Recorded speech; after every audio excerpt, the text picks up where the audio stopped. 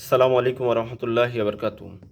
আসলে এই মহরম মাস কেন্দ্রিকভাবে যে ইতিহাসগুলো আমাদের সামনে উপস্থাপন করা হয় তার মধ্যে অন্যতম একটা ইতিহাস কারবালার প্রান্তরে হুসাইন রদিয়াল্লাহু আনহুকে শাহাদতের মর্মান্তিক ঘটনা আমাদের সামনে যেভাবে লেখক গবেষক এবং ওয়াইজগণ উপস্থাপন করে।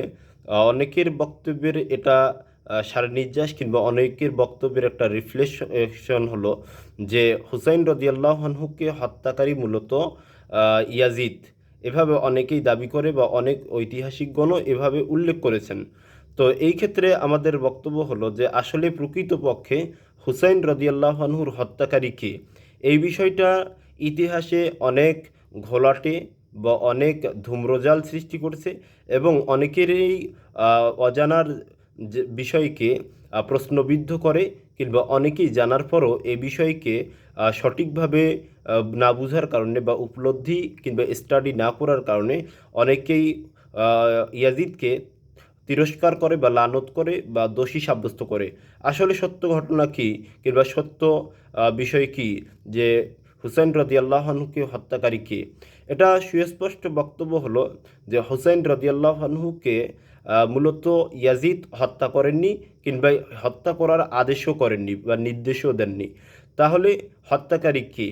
তো হত্যাকারী কে এ ব্যাপারে প্রখ্যাত বিদ্বান শাইখুল ইসলাম ইবনে তাইমিয়া রহমাতুল্লাহ আলাই তিনি স্পষ্ট করে বলেন যে মূলত হুসাইন রদিয়াল্লাহু আনহুর হত্যাকারী কুফাবাসী অর্থাৎ শিয়ারা। এরা হুসাইন রদিয়াল্লাহু আনহুকে হত্যা করেছেন। ইয়াজিদ তিনি ছিলেন নেতৃত্ব পর্যায়ের। তিনি তার অধীনস্থ মন্ত্রী যদি আমরা বলি তাহলে ভুল হবে না, যে উবাইদুল্লাহ বিন জিয়াদ।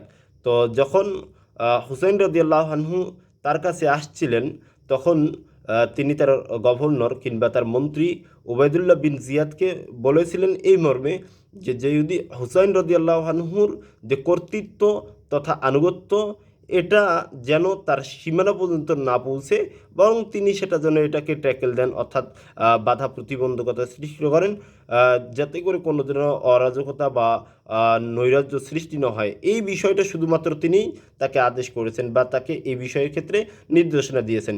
কিন্তু তার প্রতি চড়াও হওয়া, তাকে হত্যা করা, এগুলো কিন্তু তিনি বলেননি বা এগুলো তাকে অনুমতিও দেননি।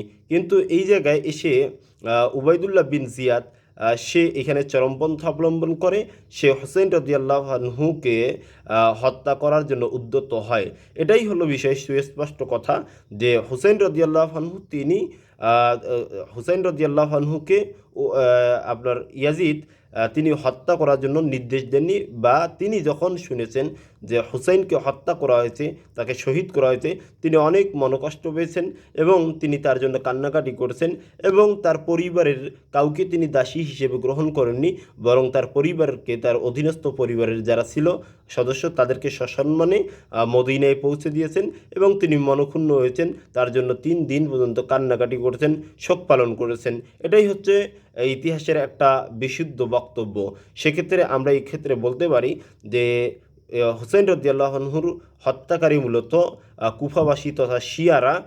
তাকে ইয়াজিদ হত্যা করেনি বা ইয়াজিদ হত্যা করার নির্দেশনাও দেয়নি। এটাই আমাদেরকে বিশ্বাস করতে হবে কিংবা এ ব্যাপারে আমাদের অবস্থান সুস্পষ্টভাবে পরিষ্কার করতে হবে এবং এক্ষেত্রে কোনো ধরনের বাড়াবাড়ি কিংবা কোনো ধরনের চরমপন্থা কিংবা গালিগালাজ করা নিঃসন্দেহে আমাদের উচিত হবে না। আল্লাহ তাআলা আলাম।